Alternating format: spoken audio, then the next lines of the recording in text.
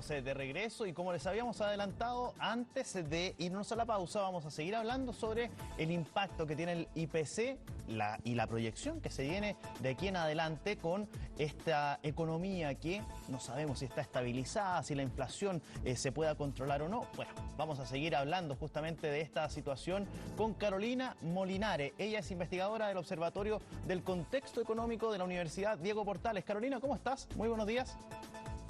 Hola, muy buenos días, Felipe. Muchas gracias por recibirnos hoy para conversar sobre este tema, Carolina. Bueno, de inmediato quiero que nos adentremos en esta materia.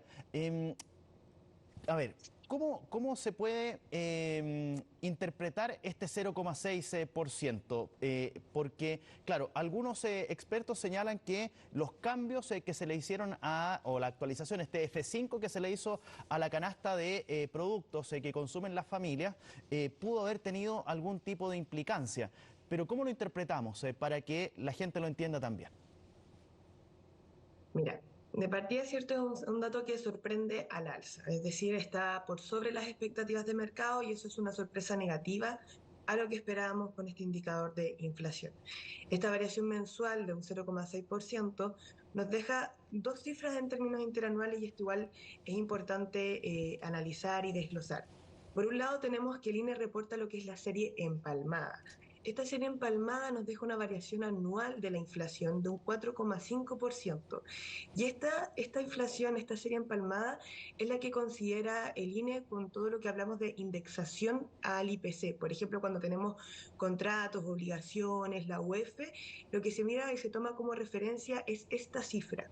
Por lo tanto, este 0,6, que es más alto, ¿cierto?, encarece todos aquellos contratos o todas aquellas obligaciones que estén indexadas al IPC y que por lo tanto también van a impactar lo que son los UEF, y esto es el tema de los pagos, de los seguros, por ejemplo, algunas colegiaturas o algunos arriendos. Pero por otro lado, el INE también reporta lo que se llama la serie referencial. Esta serie es la que toma en consideración el Banco Central para ejecutar su política monetaria. Y esta serie nos indica una cifra anual de un 3,6%. Entonces, esta cifra de 3,6% no es una cifra que alerte demasiado, producto que todavía se encuentra dentro del rango meta del Banco Central. Es decir, aquella tasa de inflación que mira el Banco Central para realizar su política monetaria y con todo esto, ¿cierto?, los ajustes en la tasa de política monetaria, está en un 3,6%, lo cual se encuentra dentro del rango. Entonces, si bien es un dato sorpresivo que sorprende negativamente, hay que también mirarlo con cautela porque este dato, si bien es alto, no cambia la trayectoria de convergencia que estamos viendo en la inflación ya desde el año pasado. Entonces, en ese sentido, nosotros lo que tenemos aquí con este dato es que no hay un cambio en la trayectoria. Lo que sí puede haber es una desaceleración a la convergencia de la meta inflacionaria del Banco Central. Pero en ese sentido, la cifra no cambia esta trayectoria al 3%. Ahora, podemos decir con este porcentaje que hoy día la inflación, estamos hablando de la inflación en 12 meses, pueda estar controlada, como en algún minuto se pudo haber señalado por parte de quienes hoy día tienen a cargo la billetera fiscal, o bien todavía es un terreno un tanto resbaladizo todavía como para poder afirmar algo tan categórico. No, la inflación efectivamente se encuentra controlada. Tenemos una política monetaria que desde el año pasado ha resguardado, ¿cierto?, el tema inflacionario. Y en ese sentido, la política monetaria ha sido efectiva. Tenemos una inflación que alcanzó, ¿cierto?, su pic de un 14,1% y hemos visto cómo ha estado convergiendo ya a partir desde también el año 2023 con mayor intensidad a este 3%. Y hay algo que también es importante y que nos asegura que para que estemos tranquilos, ¿cierto?, con estos datos, es que las expectativas de inflación a 2 años se encuentran ancladas.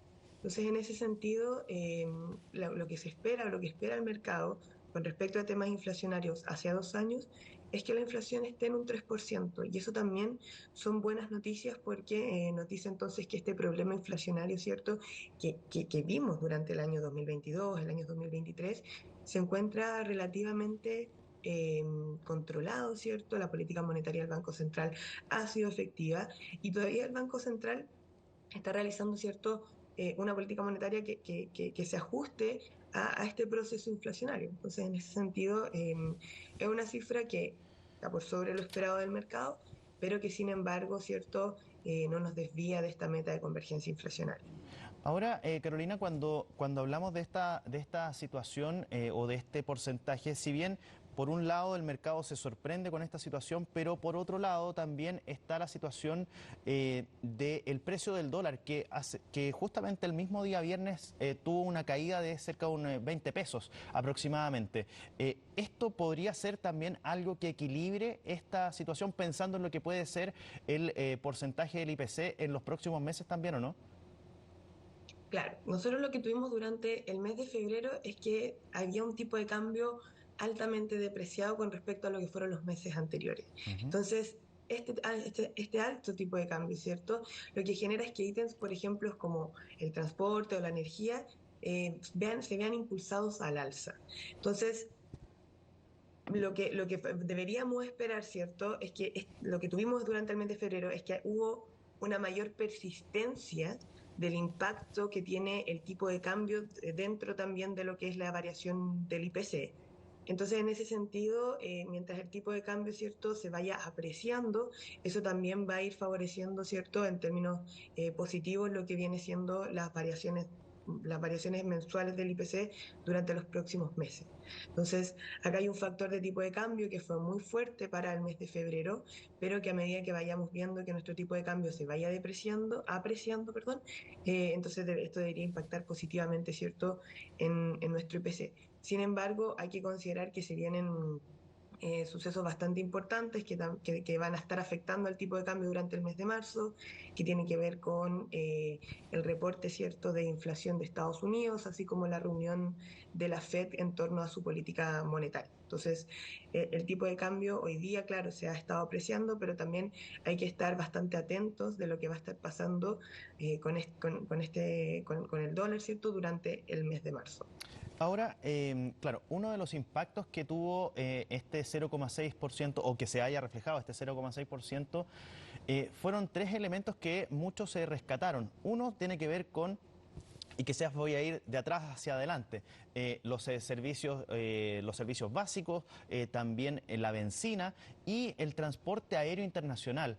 Esos productos que antes no eran parte de esta canasta de productos que eran considerados para medir el IPC, ahora sí lo son, o al menos en lo que tiene que ver con el transporte aéreo, los pasajes. Eh, ese tipo de mediciones quizás no afecta más y que pueda generar, porque, a ver, y aquí lo voy a utilizar en términos bien simples, no todos tienen acceso a comprar un pasaje de una línea aérea internacional, no todos tienen la posibilidad de comprar un viaje al extranjero, en avión, me refiero puntualmente. Entonces, medirlo también dentro de esta canasta podría generar algún tipo de incertidumbre adicional y que no quiera reflejarse también en lo que realmente pasa. Mira, aquí hay que entender claro que efectivamente esta canasta lo que busca es representar el consumo de las familias chilenas. Entonces, en ese sentido, los productos que están dentro de la canasta tratan de reflejar de la manera más fidedigna posible, ¿cierto? Y con toda la metodología que se pueda, qué es lo que están consumiendo hoy día las familias chilenas. Entonces, cuando nosotros tuvimos este cambio de canasta, hubo una reestructuración importante en cuanto a que hay productos que salieron, ¿cierto? Como era el caso, por ejemplo, de los pendrive y de ciertos tipos de alimentos también, pero hay productos que también se fueron incluyendo. Entonces ahí tenemos, por ejemplo, antes no estaba la hamburguesa, el aceite y lo que tú bien mencionas, el servicio de transporte aéreo internacional. Antes nosotros lo teníamos solamente como servicio de transporte aéreo, Claro. pero ahora Línea hace la distinción entre lo que es tener vuelos nacionales y vuelos internacionales. Entonces, en ese sentido, hoy día vemos esta reestructuración en la canasta que lo que altera son las ponderaciones de ciertos productos en nuestra canasta del IPC. Entonces ahí lo relevante va a ser entender, ¿cierto?, dentro del ítem de transporte, qué tanto influye, por ejemplo, dentro de este ítem los servicios de transporte internacional. Y en ese sentido hay que entender también que los servicios de transporte internacional están mucho más expuestos a factores externos, como es el caso, ¿cierto?, del tipo de cambio. Y también que también se vio expuesto a lo que es, por ejemplo, el precio del petróleo. Entonces, nosotros tuvimos dos factores sumamente importantes durante el mes de febrero, que es este tipo de cambio más depreciado y este precio del petróleo que superó la barrera de los $80, que era algo que también sorprendió durante el mes de febrero. Y eso evidentemente fue impactando especialmente a lo que es el ítem de transportes, el ítem de energía. Entonces acá tenemos que, por ejemplo, este tipo de servicios, ¿cierto?, de transporte aéreo internacional se vio fuertemente afectado producto del contexto que estaba ocurriendo durante el mes de febrero. Y eso también lo hemos reflejado en la división de transportes en general, que fue una de las divisiones que tuvo mayores aumentos con respecto al mes anterior.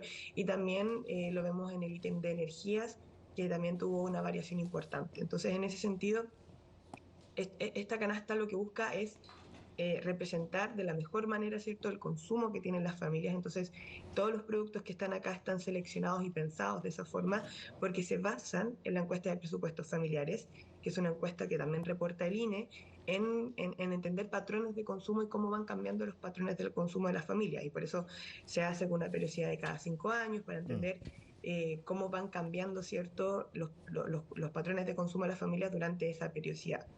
Entonces, en ese sentido, tenemos que, si bien hay nuevos factores, o sea, hay nuevos productos, estos también responden, ¿cierto?, a las necesidades que tienen hoy día las familias. Carolina, ya para ir finalizando, y quizás es lo que muchos se están preguntando en la casa también, esto va a tener un impacto sí o sí en los sueldos, ¿no? Porque finalmente se encarecen muchos productos en ese sentido. Esta misma canasta de la cual estábamos hablando también tiene esta alza, 0,6% en el mes de febrero. Pero el sueldo o los sueldos, si bien han ido aumentando según las últimas estadísticas, pero puede tener cierto impacto en ese sentido de aquí en adelante. ¿Cuánto va a doler a las personas en el bolsillo directamente este 0,6%, principalmente enfocado en el tema de los sueldos? Este 0,6%, donde uno tal vez lo ve más reflejado, ¿cierto?, en el costo para las familias, es, por ejemplo, en aquellos productos que están indexados al IPC. Ujú. Entonces, en ese sentido, por ejemplo, uno lo ve reflejado en todo lo que tiene que ver con los pagos de los seguros, pagos de colegiaturas, pagos de ciertos contratos, de ciertos arriendos, en donde estos están indexados, por ejemplo, a lo que es la UEF, y la UEF, ¿cierto?, se reajusta de acuerdo a lo que es el IPC. Entonces, en ese sentido, ahí uno puede materializar esta transferencia más directa de este valor de 0,6%. Sin embargo, hay que tener en consideración que hoy día lo que nosotros estamos viendo son alzas más acotadas en los precios de lo que estuvimos viendo durante el año 2022. Entonces, en ese sentido, este proceso de normalización es también para que las alzas que vayan ocurriendo en los precios van a tener que ir dándose, pero lo importante es que se vayan dando de manera un poco más ajustada. Entonces, eso es lo que estamos esperando también con todo este proceso de convergencia inflacionaria. Y con respecto a lo de los sueldos también, como para hacer el punto, nosotros tenemos un índice de remuneraciones, que el índice de remuneraciones lo que nos determina es el poder adquisitivo que tienen las personas. Y en ese sentido, el índice de remuneraciones ha ido aumentando, tiene variaciones positivas en los últimos meses. Y eso son buenas noticias porque nos está indicando entonces que el poder adquisitivo de las personas ha aumentado en comparación con el año, ¿cierto?, 2022 o parte también del 2023. Entonces estamos viendo este proceso de recuperación, que es un proceso de recuperación que ha costado, que ha impactado en el bolsillo de la gente, pero lo que tenemos con estas variaciones, si bien son negativas, es que están siendo más acotadas, ¿cierto?, de lo que venían siendo datos anteriores de años anteriores también. Carolina Molinare, investigadora del Observatorio del Contexto Económico de la Universidad Diego Portales, muchísimas gracias por esta conversación que hemos tenido durante esta mañana. Que estés muy bien. Muchas gracias, Felipe, que estés muy bien. Chao, chao.